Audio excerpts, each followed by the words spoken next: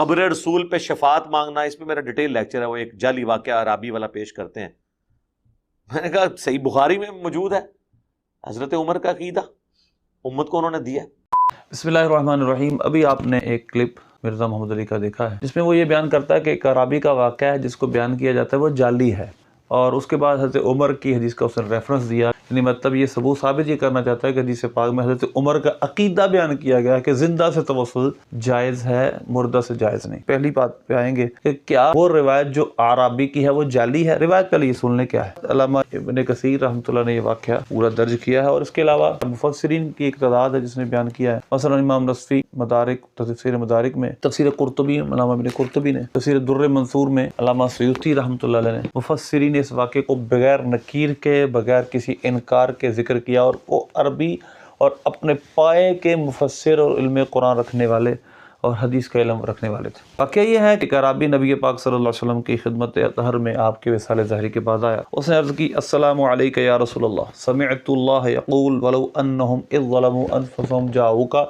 فاستغفر اللہ واستغفر لهم الرسول لوجدوا اللہ توابا رحیما۔ اس نے عرض کی کہ میں نے اللہ کا فرمان سنا کہ جب تم اپنی جانوں پہ ظلم کر لو تو میرے حبیب کی بارگاہ میں آ جاؤ، اور میرے حبیب اللہ سے تمہاری سفارش کر دیں، تم بھی اللہ سے استغفار کرو، وہ بھی تمہاری سفارش کر دے تو اللہ کو بخشنے والا مہربان پائیں گے۔ جب انہوں نے یہ بات کہی اور عرض کی قد جئتک مستغفرا ذنبی مستشفعا بک الی ربی، کہ میں اپنے گناہ سے معافی چاہتا ہوا اور آپ کو اللہ کی بارگاہ میں سفارش بنانے کے لیے آیا ہوں۔ اچھا، اس نے پھر شعر پڑھے، اور جب وہ چلا گیا تو اتبی کہتے ہیں غلبتنی، کیا ہوا مجھے کہ مجھے نیند کا غلبہ آ گیا، فغلبتنی عینی۔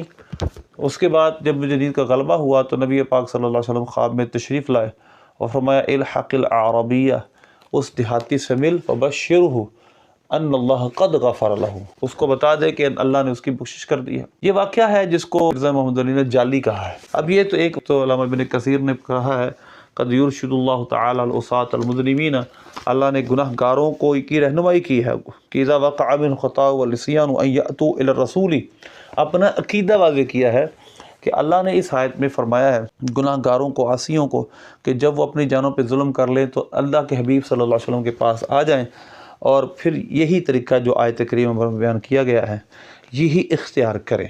اس کے علاوہ علامہ قرطبی رحمۃ اللہ نے لکھا ہے کہ جب نبی پاک صلی اللہ علیہ وسلم کی بارگاہ میں سے عرابی نے یہ عرض کیا تو روزہ اطہر سے آواز آئی کہ اللہ نے تیری بخشش کر دی۔ اب یہ واقعہ جس کو اس نے جعلی کہا، بہت سارے مفسرین کے حوالے میں نے پچھلی میری ویڈیو میں کئی جگہ یہ واقعہ ذکر ہے، لیکن بالخصوص میں اس پر آج ویڈیو بنانا چاہتا ہوں۔ ایک طلب ابن کثیر نے خود اس کی وضاحت کی کہ یرشد اللہ تعالی المذنبین، اللہ نے عصاة اور مذنبین کو، گناہ گاروں کو، عاصیوں کو، اور اللہ نے ان کو سب کو یہ رہنمائی دی ہے کہ جب وہ اپنی جانوں پہ ظلم کر بیٹھیں آپ حبیب آپ کی بارگاہ میں آ جائیں۔ یہی بات تفسیر کبیر میں علامہ رازی رحمۃ اللہ نے کی ہے، بہت سارے اور بزرگوں نے میں آپ کے سامنے عرض کرتا ہوں، لیکن اب اس کے حوالوں پہ چلتے ہیں کیونکہ اس نے کہا یہ جعلی ہے۔ اب جعل سازی اس واقعے کی پہلی تو بات تو یہ ہے کہ یہ اس کا یہی ٹریک، اس کے جو بلائنڈ فالوور ہیں وہ اس کی ہر بات کو منون تسلیم کرتے ہیں، ہمیں کہتے ہیں بابی ہیں، اور خود یہ کہے مرزا بابے کے ماننے والے، یہ مرزا محمد علی کا بابا ہے اس کو مانتے ہیں کیونکہ بلا دلیل اس کی بات کو مانتے ہی ہے۔ سوال یہ پیدا ہوتا ہے کہ جعلی ہونے پہ کیا دلیل ہے؟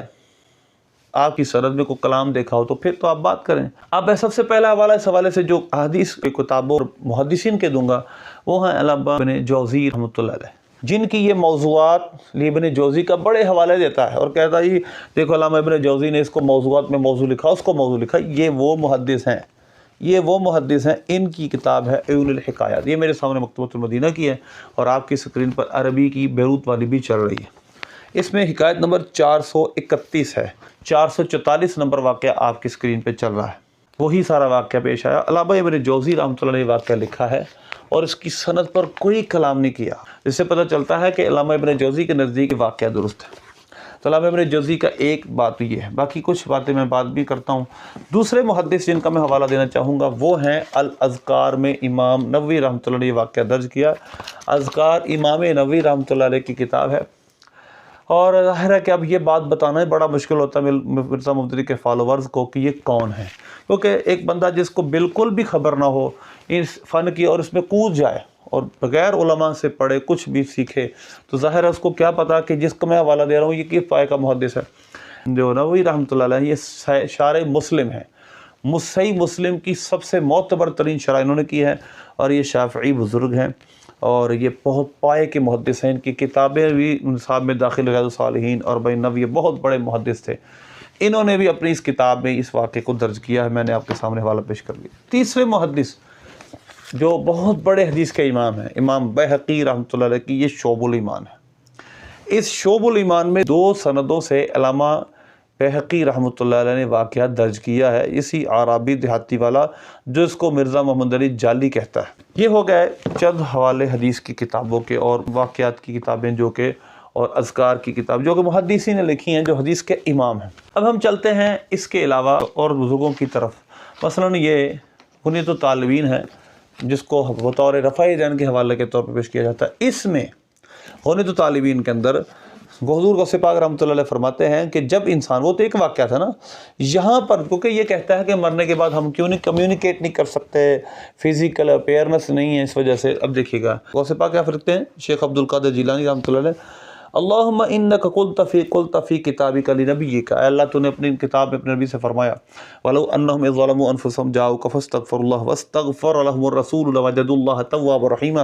اب کہتے ہیں کہ پھر کیا کرنا ہے، پھر آپ نے کہنا ہے انی اتیت بیتک تائبا من ذنوبی مستغفرا۔ تو یہ ساری بات کہ ایک ہر بندہ جا کر سرکار کی بارگاہ میں یہ کہے گا۔ تو ایک تو اللہ نے مسلمانوں کو رہنمائی فرمائی ہے، اور دوسری یہ واقعہ بہت سارے محدثین نے لکھا ہے، بلکہ یوں کہیے جس نے لکھا ہے اس پر وہ اس نے کچھ انکار نہیں کیا، اور اس پر اجماع سلف صالحین ہے۔ اب یہ دیکھیں یہ الفقہ المذاہب الاربعہ، اس میں بھی یہی بات درج ہے کہ جب انسان نے نبی پاک صلی اللہ علیہ وسلم کے روضہ اطہر پر جانا ہے تو کمیونیکیٹ کرنا ہے، آپ صلی اللہ علیہ وسلم سے بات کرنی ہے، یا رسول اللہ میں آپ کے پاس انک قلت فی قولک الحق، کیا عرض کرنا ہے، اے اللہ میں نے تیرا قول سنا، اور میں ولو انہم اذ ظلموا انفسہم جاؤک، یہ آیت سن کر اے اللہ تیرے حبیب کی بارگاہ میں آئے، وقد جئناک سامعا قلتعین امرک مستشفعین بنبیک، اور تیرے نبی کو تیری بارگاہ میں وسیلہ بنانے کے لیے آیا ہوں۔ تو لہٰذا اس واقعے کی جس بنیاد پر وہ نفی کر رہا ہے وہ ہے وسیلہ، اور وسیلہ یہ کون ہے، الفقہ المذاہب، یہ چاروں اماموں کی فقہ پر مشتمل کتاب ہے، اور یہ عرب کے لوگ ہیں، ان کو اس آیت کی ولو انہم، لو کے ایک پورے میری ڈیٹیل موجود ہے قرآن پاک میں، کئی جگہ لو کا استعمال مستقبل کے لیے ہوا ہے۔ خیر، اس پر اجماع امت میں نے یہ پہلے عرض کیا تھا۔ یہ ہے جی دیوبندیوں کی کتاب ہے فضائل اعمال، مولانا زکریا قادری اس کے رائٹر ہیں۔ یہ دیکھیے ولو انہم اذ ظلموا انفسہم جاؤک، یعنی وہی بات جو عرابی نے کی، یہ خود تعلیم دے رہے ہیں کہ جا کر نبی پاک صلی اللہ علیہ وسلم کے روضے پر یہی کام کرنا ہے، جا کے آپ صلی اللہ علیہ وسلم سے سفارش کا عرض کرنا ہے۔ اسی طرح یہ دیوبندیوں کے حکیم الامت یعنی دیوبندی اشرف علی تھانوی ہے، اس کی کتاب نشر الطیب، اس نشر الطیب میں یہی دیہاتی کا واقعہ درج ہے بھی علامہ ابن جوزی کے حوالے سے۔ علامہ ابن جوزی کے حوالے سے اس واقعے کو نشر الطیب میں اشرف علی تھانوی دیوبندی نے بھی ذکر کیا، یہ آپ کے سامنے حوالہ ہے۔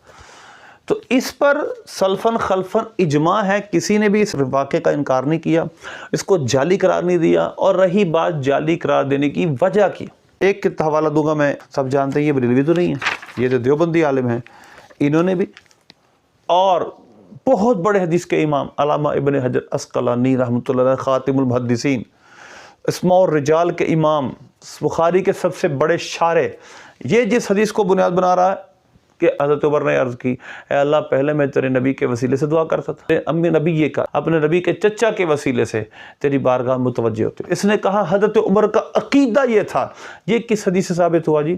حضرت عمر کا عقیدہ یہ، انہوں نے صرف یہ کہا اللہ پہلے تیرے نبی کے وسیلے سے، آپ تیرے نبی کے چچا کے وسیلے سے دعا کرتے، بات صرف اتنی تھی، یہاں وسیلے کی کیا بات آئی؟ ایک ہے اس مرزا محمد علی جاہل جو لغت عرب سے جاہل ہے، جو گرامر سے جاہل ہے، جو اصول سے جاہل ہے، اس کی فائنڈنگ اس حدیث کو لے کر، اور ایک فائنڈنگ ہے صحیح بخاری کے شارح اور بہت بڑے حدیث کے امام، اسماء الرجال کے امام، لغت عرب کے امام علامہ ابن حجر عسقلانی رحمۃ اللہ علیہ، وہ کیا فرما رہے ہیں؟ دیکھیں یہ فتح الباری کا آپ کے سامنے چل رہا ہے، انہوں نے فرمایا کہ اس سے پتہ چلا کہ غیر نبی کا مطلب جو صحابی ہیں اہل بیت کے اور صالحین ہیں، یعنی صالحین اہل بیت کے افراد کا بھی وسیلہ بنانا جائز ہے۔ مطلب یہ ہے کہ حضرت عمر نے یہ بتا دیا کہ غیر نبی کا وسیلہ بھی جائز ہے، نبی کے ساتھ ساتھ جو نبی سے تعلق رکھنے والے ان کا وسیلہ بھی جائز ہے۔ یہ ہے ان بڑے بڑے محدثین کرام کی فائنڈنگ۔ اور ایک میں اس وجہ سے کہہ رہا ہوں بریلوی کٹ کر تھوڑا سا بات کروں گا. یہ ہے جی نشرالدی کہ کون رائٹر اس کا؟ اشرف علی تھانوی پہ ابھی حوالہ میں نے دیا. اس کے اندر کیا لکھا ہے؟ اس کے اندر یہی لکھا ہے دوسری روایت کہ حضرت عمر نے بارش کے لیے حضرت عباس کا وسیلہ دیا. تو اس کے پیچھے کیا لکھا ہے؟ اس حدیث سے غیر نبی کے ساتھ توسل بھی جائز ہوا. اس حدیث میں نبی پاک صلی اللہ علیہ وسلم کے علاوہ غیر نبی سے، اولیاء صالحین سے توسل کا ثبوت ہے. اس کا مطلب یہ نہیں ہے کہ جو فوت ہو گیا اس کا وسیلہ جائز نہیں ہے. اس کا مطلب یہ ہے کہ انبیاء کے علاوہ کا وسیلہ بھی تلاش کیا جا سکتا ہے. اور میرے پچھلے ویڈیو کلپ میں اور آگے بھی انشاءاللہ آئے گا اور تفصیلی بات ہوگی اس پہ آئندہ کہ حضرت عمر رضی اللہ تعالیٰ کے دور خلافت میں صحیح سندوں سے ثابت ہے کہ صحابہ نے نبی پاک صلی اللہ علیہ وسلم کے روضہ اطہر پر جا کر دعائیں کی. اس وجہ سے ان تمام چیزوں کو دیکھتے ہوئے ہمیں اس شخص سے اپنی جان چھڑانی چاہیے. اور میں نے بہت سارے محدثین کے حوالے آپ کو دیے ہیں جو اس نے جعلی کا اس کو ثابت کرنے کے لیے یہ فیبریکیٹڈ نہیں ہے. اس پر امت کے علماء نے اجماع کیا ہے. جس نے لکھا ہے اس نے اس کا انکار نہیں کیا. اللہ سے دعا اللہ ملک کی توفیق دے.